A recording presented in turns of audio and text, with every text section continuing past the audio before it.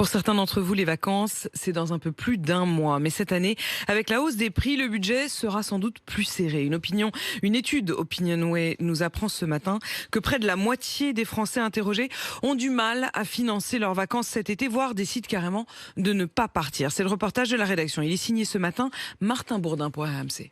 Elle a beau avoir tourné le problème dans tous les sens, cherché plein de solutions pour partir en vacances sans trop dépenser, Zenia a fini par se rendre à l'évidence. Financièrement parlant, c'est vraiment trop compliqué. Pour la première fois de sa vie, cette animatrice payée au SMIC ne va donc pas partir pendant l'été. J'ai regardé dans le sud un week-end juste pour dormir par exemple 2 nuits, c'était 500-600 euros, sans le repas, sans les activités. Il faut compter aussi l'argent des transports et tout ça. Le prix des transports en particulier, de l'avion, c'est ça qui a plombé les vacances prévues par Marie-France. Je pars en Tunisie, mais cette année malheureusement on ne pourra pas partir. Faut compter entre 400 et 500 euros. Quasiment 100 euros de plus que ce qu'elle avait payé l'an dernier. Alors cet été, le programme c'est... Rester chez moi ou partir chez mes enfants, dans le nord.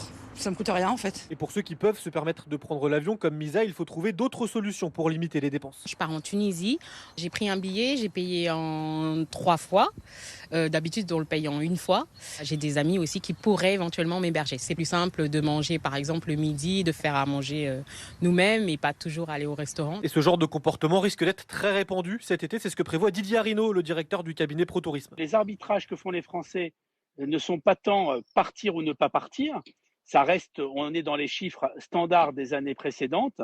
En revanche, pour 30% des partants, compte tenu de l'augmentation des prix des hébergements, ils devront faire attention à toutes les autres dépenses et ça aura une incidence sur la consommation touristique des destinations lorsqu'ils seront sur place. Il estime aussi que la fréquentation touristique de certains lieux pourrait fortement diminuer après l'été à partir du mois de septembre si les prix des transports et des locations ne diminuent pas.